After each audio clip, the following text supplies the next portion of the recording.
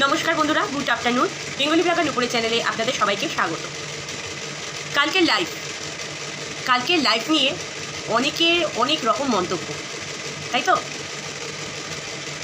কালকে লাইভে কে উঠেছিল দেখতেই পেয়েছেন, আরও অনেকেই উঠেছিল। যে লাইভটা করেছিল, যে অনার সঞ্জয় হাট, তার লাইফে সে লিঙ্ক দিয়েছিল সেই ভিউয়ারদের উদ্দেশ্যে, আর যারা আমরা কন্ট্রোভার্সি করি আর কন্ট্রোভার্সি যারা করি তাদের উদ্দেশ্যে সে লিঙ্ক দিয়েছিল। সবাই উঠতে পারে। এখন ধরুন আপনার বাড়িতে যদি কোনো শত্রু আসে, তাহলে আপনি কি তাকে ঘর থেকেই দুচ্ছাই করে দেবেন? নিশ্চয়ই করবেন না। আমি জানি শত্রুদের না বড় সিংহাসনে বসাতে হয়, তাই না? তো আমি কালকে লাইভে উঠেছিলাম, তো তাকে আমি বিশ্বাসঘাতকতা করেছি। কি বিশ্বাসঘাতকতা করেছি আমি জানি না, কিন্তু আমি যখন লাইভে উঠেছি না, আমি তখন সেই যে লাইফে এসেছিলো, যার মিটআপে গেছিলাম, তার সাথে কোনো কথোপকথন করেছি না, আদার্স আমি কারোর সাথে কথোপকথন করেছি।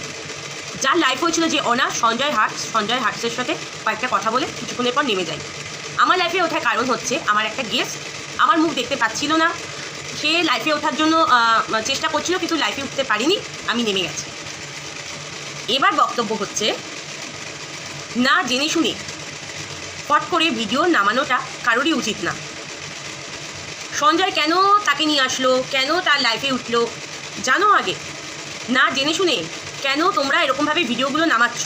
কিছু তো নিশ্চয়ই আছে, তাই না?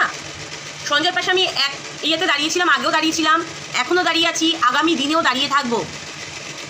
যাতে সঞ্জয়ের কাছে কেউ থাকুক আর না থাকুক, আমি দাঁড়িয়ে থাকবো সঞ্জয়ের পাশে আর মিলির পাশে। নড়চড় হবেই না। যদি মনে হয় আমি লাইফে উঠে বিশ্বাসঘাতকতা করেছি, তাহলে যদি তার মনে হয় তাহলে করেছি, আমি বিশ্বাসঘাতকতা করেছি। এখন যদি কারো লাইফে যদি কেউ লিঙ্ক ধরে ওঠে, তাকে তো নিশ্চয়ই ঘেটিটা ধরে তাকে নামিয়ে দেওয়া যাবে না, তাই না? সে তার সবার মন্তব্য, সে বক্তব্য সে প্রকাশ করতেই পারে, কারো লাইফে সে প্রকাশ করতেই পারে।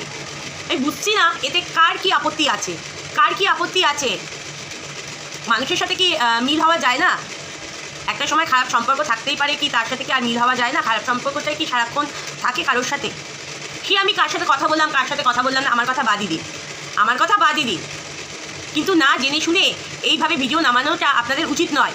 আগে জানুন, যদি ফোন নাম্বার থাকে তাকে জিজ্ঞেস করুন কেন তুললে, জিজ্ঞেস করুন, তারপর আপনাদের মন্তব্যগুলো আপনারা রাখুন। না জেনে শুনে ফুটফাট করে ভিডিও নামানোটা মানে কি বলবো আর, এটা আপনাদের ব্যক্তিগত ব্যাপার, আপনাদের মনোভাব, আপনারা এরকম ফুটফাট করে ভিডিও নামাচ্ছেন না জেনে না বুঝে। এখানে হচ্ছে একটা মাকে তার বাচ্চাটাকে ফিরিয়ে দেওয়ার কথা হচ্ছে, সেখানে সেই মহিলাটি যার মিটআপে গেছিলাম, সেই মহিলাটি তার বক্তব্য রাখার তো সবারই অধিকার আছে, তাই না? কে কি বিশ্বাসঘাতকতা করছে, কে কি বিশ্বাসঘাতকতা করছে না, সবই বোঝা যাচ্ছে, সবই জানা যাচ্ছে, তাই না? ঐতিহাসিক লাইভ কালকে হয়েছে, ওরে বাবা, সবাই দেখে অবাক হয়ে গেছে। আমিও অবাক হয়েছিলাম, কিন্তু আগে বুঝুন কেন এই লাইভটা হয়েছিল।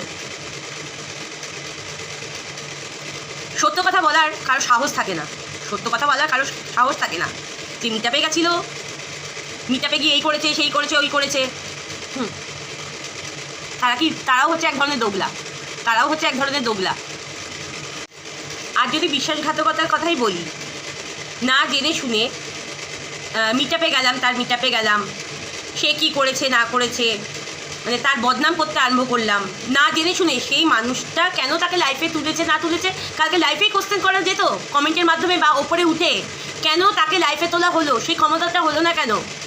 না জেনে শুনে তার নামে বদনামটা করা, সেটা হচ্ছে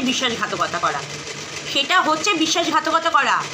ধরুন আমার হয়ে আপনারা গেছেন, ঠিক আছে, আমার হয়ে আপনারা গেছেন, আমি ধরুন কাউকে লাইফে তুলেছি, সেটা আপনাদের না পছন্দ, ঠিক আছে, কমেন্ট করুন, জিজ্ঞেস করুন যে তোমার লাইফে কী করছে, কেন করলেন না? উল্টিয়ে পরে ভিডিও করে তার নামে বদনাম করতে আরম্ভ করে দিলেন কেন? এইটাকে বলে বিশ্বাসঘাতকতা। সঞ্জয় পাশে আগেও ছিলাম, এখনও আছি, আগামী দিনেও থাকবো, কেউ থাকুক আর না থাকুক। তাকে জিজ্ঞেস করা উচিত ছিল, বা ফোনের মাধ্যমে জিজ্ঞেস করা উচিত ছিল, যদি কারোর কাছে নাম্বার থেকে থাকে সঞ্জয়, যে তুমি এটা কেন করলে ভাই, বা তুমি এটা দাদা কেন করলে। তার নামে ভিডিও করে আমি বদনাম করতে আরম্ভ করলাম, যে আমাকে এই করতে বলেছে, আমাকে সেই করতে বলেছে। এটাকেই বলে বিশ্বাসঘাতকতা, এটাকেই বলে। যাই হোক, ভিডিওটা বেশি বাড়াবো না, সেটা আপনাদের মনের ব্যাপার, আপনারা কেমন করে মাথায় নিয়েছেন সেইটার ব্যাপার। আর আমি যদি বিশ্বাসঘাতকতা হই না, একটু হলাম বিশ্বাসঘাতকতা, অনেককে তো অনেক ভালোবাসা দিলাম, ভালোভাবে কথা বললাম, নয়তো একটু হলাম, নুপুর সরকার একটু বিশ্বাসঘাতকতা করলোই নয়তো, তাই না? যে যেখানে আছেন সবাই ভালো থাকুন, সুস্থ থাকুন, এই কামনাই করি। আমি ওই যে আগেও যেমন একটা জায়গায় ছিলাম, আজও তেমন একটা জায়গায় আছি, একটুকু নড়িনি আমি, আর কেউ আমাকে টলাতেও পারবে না। সবাই ভালো থাকুন, সুস্থ থাকুন, গরমে ঠান্ডা খান, মাথা ঠান্ডা রাখুন, বডি ঠান্ডা রাখুন, ভালো থাকুন সবাই।